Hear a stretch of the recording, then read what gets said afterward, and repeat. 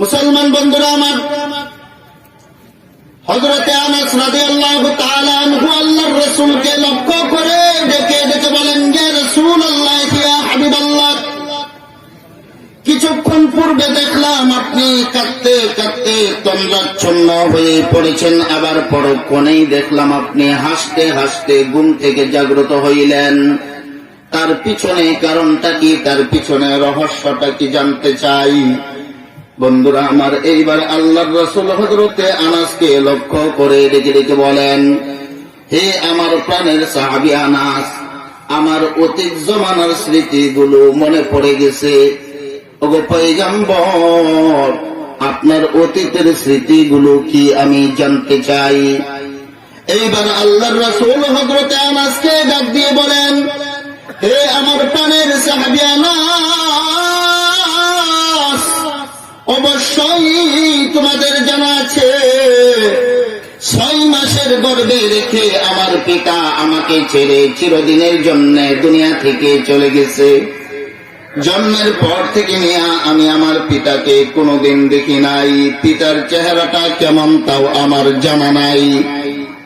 হে আমার প্রাণের সাহাবী আনাস, মায়ের কাছে ছোট্ট বেলায় গিয়ে কত কান্নাকাটি করেছি আর বলেছি, মাগো,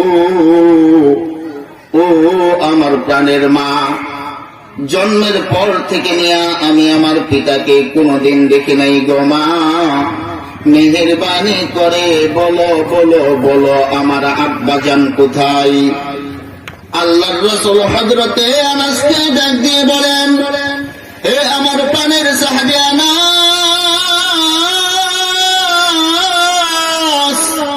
এইভাবে করে আমি আমার মায়ের সামনে গিয়া পিতার জন্য কত কান্নাকাটি করেছি, আমার মা কোনো জবাব দিতে পারতেন না। আবার 6 বছর বয়সকালে আমি আমার মাকে সাথে নিয়ে মদিনায় গেছি বাবার কবর জিয়ারত করতে। বাবার কবর জিয়ারত করে আবার মক্কায় ফেরার পথে আবওয়ান নামক স্থানে আমার মা জননী অসুস্থ হয়ে পড়েন। সেখানেই আমার মা জননী আবার ইন্তেকাল করে বসেন। আনাস রে, বাবার কবর জিয়ারত করতে আমি মদিনায় গিয়েছি, আবার ফেরার পথে আমি আমার মা জননীকেও হারাইছি।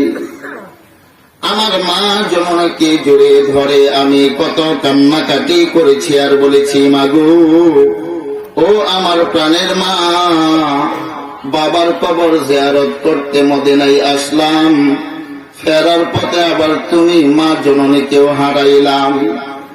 আজ থেকে আমি কাকে মা মা বলে ডাকবো গো মা? কে আমাকে ঘুম পাড়াবে গো মা? কে আমাকে মুখে খাবার গুলো তুলিয়া দিবে? কার কাছে আমি আমার মনের দুঃখ গুলো খুলিয়া বলবো গো মা? তুমিও বুঝি আমাকে এতিম বানিয়ে চলে গেলা। আল্লাহর রাসূল হযরতে আনাসকে ডাক দিয়ে বলেন, হে আমার প্রাণের সাহাবী আনাস, এইভাবে করে আমার পিতা আমার মাতা এতিম বানিয়ে চলে গেলেন। আবার 8 বছর বয়সে আমার দাদা আব্দুল মুত্তালিব চলে গেলেন। 51 এবং 53 বছর বয়সে আমার প্রাণের চাচা আবু তালিব এবং প্রাণের স্ত্রী হযরতে খাদিজাতুল কুবরাও চলে গেলেন। আমার মাথার উপর যত ছায়া ছিল সবগুলো একে একে চলে গেছে। আবার অন্যদিকে আমার তিনটি ছেলে সন্তান ছিল, কাসিম, ইব্রাহিম, তৈয়ব অথবা তাহির। এই তিনটি ছেলে সন্তান দুনিয়া থেকে চলে গেছে। আমার মাথার উপরে ছায়া দেওয়ার মতো আর কেউ থাকলো না। আমার তিনটি ছেলে সন্তান দুনিয়া থেকে চলে যাওয়ার কারণে কাফির বেঈমানেরা আমাকে নিয়ে বিদ্রুপ করে, আমাকে গালাগালি করে, আমাকে কাফির বেঈমানেরা পাগল বইলা বইলা গালি দেয়, আমাকে জাদুকর বইলা বইলা গালি দেয়, আমাকে নির্বংশ অর্থাৎ আবতার বইলা বইলা গালি দেয়। এই কষ্টগুলো আমি সহ্য করতে পারছিলাম না। এই সহ্য কষ্টগুলো সহ্য করতে না পেরে আমি হাতিমে কাবাই বসে বসে কাঁদতেছিলাম। আল্লাহু আকবার। বলে আমাকে নিয়ে কাফির বেঈমানেরা বিভিন্ন ভাষায় গালাগালি করে, আমাকে পাগল বলে বলে গালি দেয়, আমাকে জাদুকর বলে বলে গালি দেয়, আমাকে নির্বংশ বলে বলে গালি দেয়। এই গালিগুলো আমি সহ্য করতে না পেরে হাতিমে কাবায় বসে বসে কাঁদতেছিলাম। ও মুসলমান, ও বাংলা বাজার কি বলে আপনার সাতকের মুসলমান, আওয়াজ করে বলুন তো দেখি, আল্লাহর রাসূল কি পাগল ছিলেন? আরো জোরে আওয়াজ করে বলুন, পাগল ছিলেন? সার্টিফিকেট দিয়েছেন কে? চিল্লায় আওয়াজ করে বলুন কে? আল্লাহ পাক মহাগ্রন্থ আল কোরআনে নিজে ঘোষণা করে বলেন,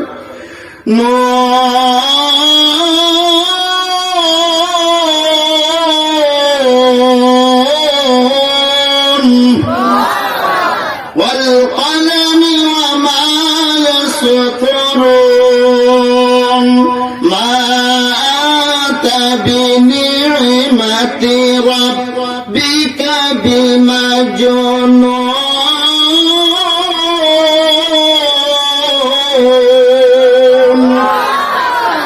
আল্লাহ পাক রব্বুল আলামিন বলেন, মা আনতা বিনি'মাতি রাব্বিকা বিমাজনুন। হে রাসূল, হে নবী, কাফির বেঈমানেরা আপনাকে পাগল বলে বলে গালি দেয়। আপনি পাগল নন, আপনি পাগল নন। আমি আল্লাহ পাক সার্টিফিকেট দিতেছি, ওয়া ইন্নাকা লা'আলা খুলুকিন আযীম। আপনার চরিত্র হচ্ছে মহান চরিত্র। জোরে আওয়াজ করে বলুন সুবহানাল্লাহ। মুসলমান বন্ধুরা আমার, আজ থেকে 1400 বছর পূর্বে কাফির বেঈমানেরা আবু জাহেল, আবু লাহাব, উতবা, শাইবারা আল্লাহর রাসূলকে পাগল বলে বলে গালি দিত। বর্তমানে 1400 বছর পরে ওই আবু জাহেল, আবু লাহাব, উতবা, শাইবাদের বংশরা হক্কানি উলামায়ে কেরামদেরকে বিভিন্ন ভাষায় গালিগালাজ করে। আরো জোরে কোন ঠিক কিনা? উলামায়ে কেরামদেরকে সন্ত্রাস বলে বলে গালি দেয়, জঙ্গিবাদ বলে বলে গালি দেয়। ও মুসলমান, দর্শনকারী বলে বলে গালি দেয়, মুল্লারা বইলা বইলা গালি দেয়, বিভিন্ন ভাষায় গালি দেয়। 1000 বছর পূর্বে, 1500 বছর পূর্বে, 1400 বছর পূর্বে কাফির বেঈমানেরা আমাদের নবীকে বিভিন্ন ভাষায় গালি দিত। বর্তমানে গালির ধরন পাল্টাইয়া এখন মক্কানি উলামায়ে কেরামদেরকে জঙ্গিবাদী বলে বলে গালি দেয়। মনে রাখবেন, কিয়ামত পর্যন্ত আবু জাহেল, আবু লাহাব, উতবা, শাইবাদের বংশধরেরা থাকবে।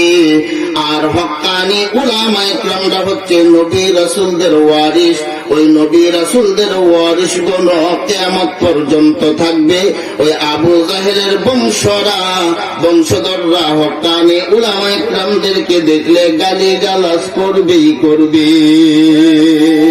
ঠিক কিনা? জোরে বল। মনে রাখবেন যে এই সমস্ত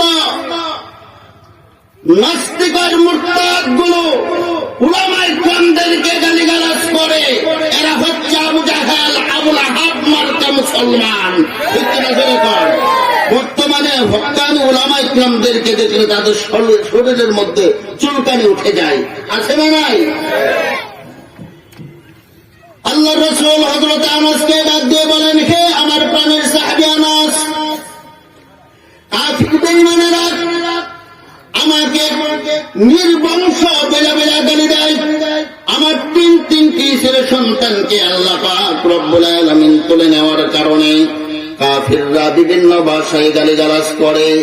আমার ছেলে সন্তান নাই, এই কারণে আমার নাম নেওয়ার মতো আসমানের নিচে জমিনের উপরে আর কেউ থাকবে না। এই চিন্তাগুলো নিয়ে যখন আমি হাতিমে কাবায় বসে বসে কাঁদতেছিলাম, তখন আমি পয়গম্বরের চোখের পানি আল্লাহ পাক সহ্য করতে পারেন না। এই কারণে সাথে সাথে আমি পয়গম্বরকে সান্ত্বনা দেবার জন্য সূরা কাউসার নাজিল করে দিয়েছেন।